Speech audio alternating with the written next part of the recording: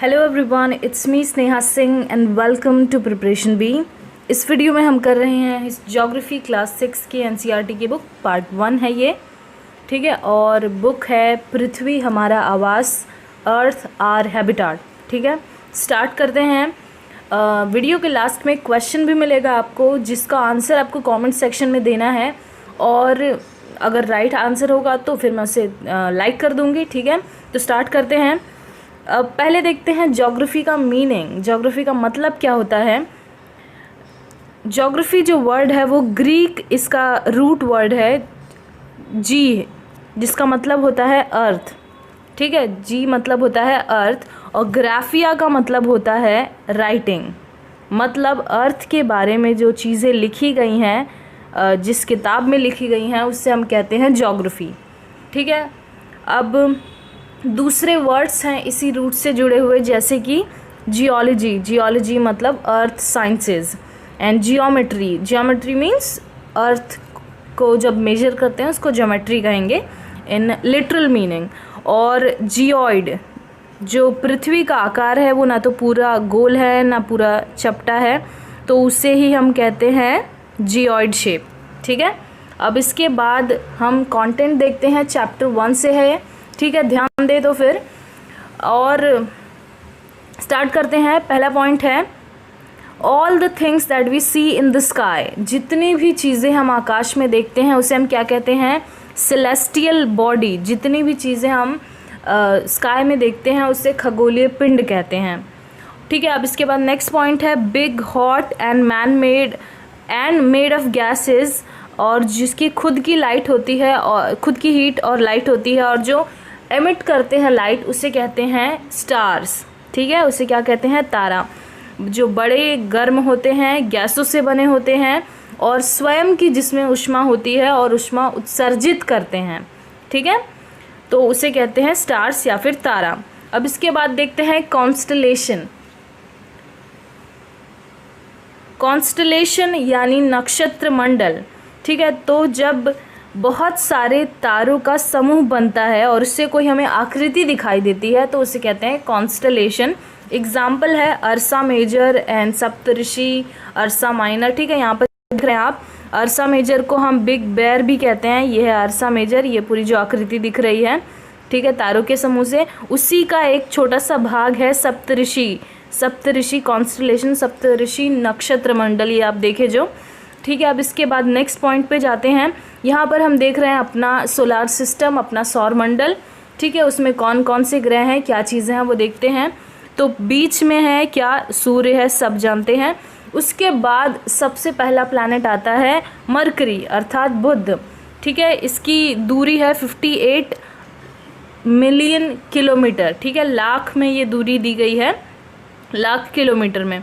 तो बुध की दूरी है 58 मिलियन किलोमीटर। फिर उसके बाद है शुक्र, ठीक है, मतलब वीनस। उसके बाद है अर्थ, सबकी दूरी दी गई है मिलियन किलोमीटर्स में, लाख किलोमीटर में। पृथ्वी है, फिर उसके बाद है मंगल, फिर उसके बाद जुपिटर या अर्थात बृहस्पति, फिर शनि सैटर्न, फिर उसके बाद यूरेनस, और फिर नेपच्यून। प्लूटो हमारे सौर मंडल का हिस्सा नहीं है, हमारे सोलर सिस्टम का पार्ट नहीं है, वो ड्वार्फ प्लैनेट है, ठीक है। अब इसके बाद देखते हैं इससे कुछ जुड़ी चीज़ें। अब यहाँ पर मार्स और जुपिटर के बीच में, मतलब मंगल और बृहस्पति के बीच में एक पट्टी है, उसे हम क्या कहते हैं, क्षुद्र ग्रह पट्टी या फिर एस्टेरॉइड बेल्ट कहते हैं, ठीक है। तो इसके अंदर की जितने भी ग्रह हैं, इसके अंदर की जितने भी प्लैनेट्स हैं, उसे हम कहते हैं इनर प्लैनेट्स या फिर आंतरिक ग्रह, ठीक है। और इसके बाहर जो भी प्लैनेट्स हैं उसे हम क्या कहते हैं, बाह्य ग्रह या फिर बाहर वाले प्लैनेट या फिर गैसियस प्लैनेट भी इसे कहते हैं। क्यों?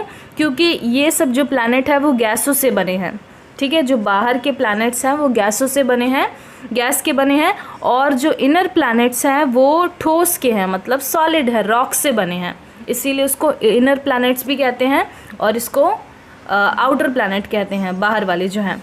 अब इसके बाद यहाँ पर हम एक इंटरेस्टिंग चीज़ देख सकते हैं कि यहाँ पे यूरेनस है, ठीक है। अब यूरेनस हमें जब हम देखते हैं स्पेसशिप से तो वो ऐसा लगता है कि रोल कर रहा है, रोल करने का मतलब देखो जितने भी प्लैनेट्स हैं वो घूम रहे होते हैं, ठीक है। अगर हम इसकी एक्सिस बनाएं तो ऐसा कुछ होना चाहिए, मगर यूरेनस का एक्सिस ऐसा है नहीं, उसका एक्सिस कुछ इस तरीके से है। तो वो घूम रहा होता है तो ऐसा लग रहा है कि रोल कर रहा होता है, ठीक है। तो यूरेनस को रोलिंग प्लैनेट भी कहते हैं, ठीक है। अब इसके बाद नेक्स्ट चीज़ देखते हैं पोल स्टार या फिर ध्रुव तारा। तो ध्रुव तारा कौन सी दिशा हमें दिखाता है? नॉर्थ डायरेक्शन दिखाता है, उत्तर दिशा दिखाता है। अगर वीडियो आपको पसंद आ रहा हो तो ज़रूर लाइक करें और चैनल को सब्सक्राइब कर दें, बेल आइकन हिट करना ना भूलें, ठीक है। अब नेक्स्ट देखते हैं point, some celestial bodies don't have heat and light, ठीक है। कुछ चीज़ें हम देखते हैं आकाश में, स्काई में देखते हैं जिनके पास खुद का लाइट नहीं होता है, ठीक है। ऐसे सेलेस्टियल बॉडीज़ को, ऐसे खगोलीय पिंडों को हम कहते हैं प्लैनेट्स या फिर ग्रह, जो हमने अभी देखे, ठीक है, पिछले स्लाइड में जो हमने देखे। अब इसके बाद हैं प्लैनेट। प्लैनेट जो ये वर्ड है इसका ग्रीक ओरिजिन है, जिसका वर्ड है प्लैंटेई, जिसका मतलब होता है परिभ्रमक या फिर वैंडरर, ठीक है। इसका मतलब पूछ सकता है किसी भी कॉम्पिटिटिव एग्ज़ाम में या फिर कोई भी टीचिंग एग्ज़ाम ले लो, किसी भी टाइप का एग्ज़ाम ले लो कि प्लैंटेई का मतलब क्या होता है, प्लैनेट का लिटरल मीनिंग क्या होता है। तो प्लैनेट का मतलब होता है वैंडरर या फिर परिभ्रमक, जो परिभ्रमण करते हैं। परिभ्रमण किसका करते हैं? तारे का करते हैं, जो बीच में तारा होगा उसका परिभ्रमण करते हैं। परिभ्रमण मतलब चारों ओर घूमते हैं, ठीक है। अब सन जो वर्ड है वो सोल से लिया गया है। अब ये सोल जो वर्ड है, सोल का मतलब क्या होता है? Sun god. तो रोमन मिथोलॉजी में, पौराणिक रोमन कहानियों में सोल क्या थे? सोल एक देवता थे, ठीक है, सन गॉड थे, उसी शब्द से लिया गया है वर्ड सन। अब इसके बाद हम देखते हैं आर्यभट्ट के बारे में। आर्यभट्ट हमारे एंशिएंट हिस्ट्री में, प्राचीन भारत में जब गुप्त वंश चल रहा था तो उस वक्त थे। आर्यभट्ट क्या थे? खगोल शास्त्री थे और गणितज्ञ भी थे। तो खगोल शास्त्री थे, उन्होंने क्या बताया कि जो मून और जो दूसरे प्लैनेट शाइन करते हैं, ठीक है, चंद्रमा का जो प्रकाश है वो उसका खुद का प्रकाश नहीं है, वो सूर्य के प्रकाश से प्रकाशित होता है, ठीक है। तो इन्होंने ये चीज़ बताई, काफ़ी इम्पॉर्टेंट थी। चंद्रमा और अन्य ग्रह सूर्य की परावर्तित प्रकाश से चमकते हैं। अब इसके बाद नेक्स्ट देखते हैं वीनस अर्थात शुक्र। इसे हम अर्थ का जुड़वा भी कहते हैं, ठीक है। अर्थ का ये बहुत ही इम्पॉर्टेंट पॉइंट है कि किस ग्रह को हम पृथ्वी का जुड़वा कहते हैं या फिर अर्थ्स ट्विन कहते हैं। तो आंसर क्या है उसका? वीनस। क्यों कहते हैं ऐसा? क्योंकि उसका जो शेप है, साइज़ है, वो एकदम मिलता जुलता है पृथ्वी से। सिर्फ क्या अलग है? उसका रोटेशन अलग है, घूर्णन अलग है, ठीक है। अब इसके बाद देखते हैं प्लैनेट रिवॉल्व करते हैं जिस पाथ पर, ठीक है। अब यहाँ पर देख रहे थे हम कि ये देखो, ये प्लैनेट है, ये रिवॉल्व कर रहा है, घूम रहा है इस रास्ते पर। तो ये रास्ता ऐसा बना नहीं है, वो इमेजिनरी है कि ऐसे घूम रहा है, ठीक है। तो उस रास्ते को हम कहते हैं ऑर्बिट या फिर कक्ष या फिर कक्षा कह सकते हैं, ठीक है। रास्ते पर, जिस रास्ते पर परिभ्रमण करते हैं ग्रह, उसे हम कहते हैं ऑर्बिट। अब इसके बाद देखो यहाँ पर एक बहुत ही अच्छी चीज़ दी है कि स्पीड ऑफ लाइट कितनी है? 3 लाख किलोमीटर है, किलोमीटर प्रति सेकंड। मतलब 1 सेकंड में 3 लाख किलोमीटर दूर तक प्रकाश ट्रैवल करता है, जाता है। फिर भी सनलाइट को पृथ्वी पर पहुंचने पर, है ना, सूर्य के प्रकाश को पृथ्वी पर पहुंचने पर 8 मिनट का समय लगता है। क्यों लगता है? क्योंकि दूरी बहुत ही ज़्यादा है, ठीक है। कितना समय लगता है? 8 मिनट का समय लगता है। ये है इम्पॉर्टेंट पॉइंट कि कितना समय लगता है, ठीक है। इसके बाद नेक्स्ट देखते हैं मून साइज़। जो चंद्रमा का आकार है, वो आकार जो है वो 1/4 है पृथ्वी के आकार का। कितना है? 1/4, ठीक है।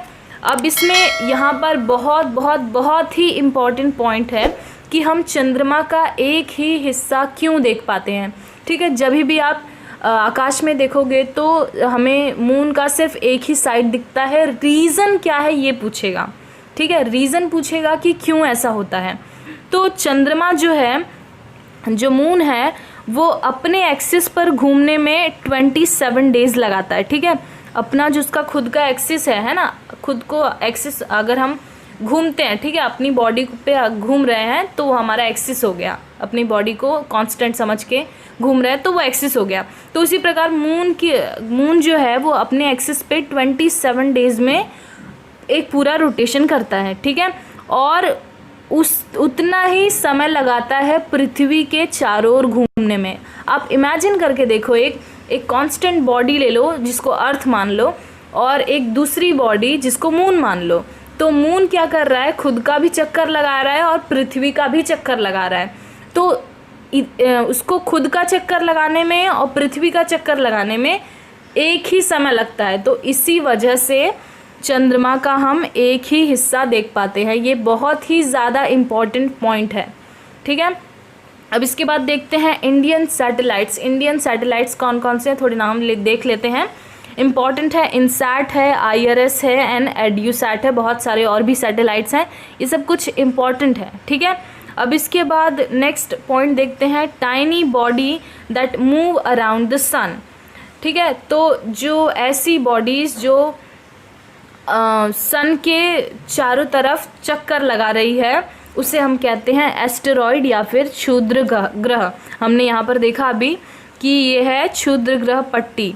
तो इसी में एस्टेरॉयड्स क्या करते हैं, घूमते रहते हैं, तो उन्हें एस्टेरॉयड्स कहते हैं जो सूर्य का चक्कर लगा रहे होते हैं। अब और ये कहाँ पर है, मार्स और जुपिटर के बीच में है। याद रखें कहाँ पर है, क्षुद्र ग्रह पट्टी या फिर एस्टेरॉयड बेल्ट मार्स और जुपिटर के बीच में है। अब इसके बाद है मीटियोरॉइड्स या फिर उल्का पिंड। ठीक है, तो हमारा जो सोलार सिस्टम है या फिर जो यूनिवर्स है उसमें ऐसी बहुत सारे छोटे छोटे पीसेस हैं, छोटे छोटे रॉक हैं जो किसी तारे का चक्कर लगा रहे होते हैं। ठीक है, तो वो छोटे छोटे रॉक पीसेस को कहते हैं मीटियोराइट्स या फिर उल्का पिंड। कभी कभी गिर भी जाते हैं पृथ्वी पर, तो ऐसा लगता है कि काफ़ी डैमेज हो जाता है, जहाँ पर भी गिरेगा तो वहाँ पर डैमेज हो जाएगा और ऐसे लग रहा है कि तारा टूट रहा है, ऐसा दिखाई देता है। अब इसके बाद नेक्स्ट पॉइंट है मिल्की वे गैलेक्सी। ठीक है, अब जितने भी प्लैनेट्स हैं वो किसी न किसी मंडल का हिस्सा होते हैं, सौर मंडल किसी सिस्टम का हिस्सा होते हैं, और ऐसे ही करोड़ों सौर मंडलों को मिला के या फिर ऐसे बहुत सारे सिस्टम्स को मिला के एक बहुत ही बड़ी गैलेक्सी बनती है। ठीक है, तो हमारी जो गैलेक्सी है, हमारा जो सोलार सिस्टम है, हमारा जो सौर मंडल है वो मिल्की वे गैलेक्सी का हिस्सा है। ठीक है, आकाशगंगा का हिस्सा है। अब यहाँ पर बहुत ही इम्पॉर्टेंट पॉइंट है, all planets move anti clockwise. जितने भी प्लैनेट्स हैं हमारे सौर मंडल में, हमारे सोलार सिस्टम में, वो एंटी क्लॉकवाइज घूमते हैं।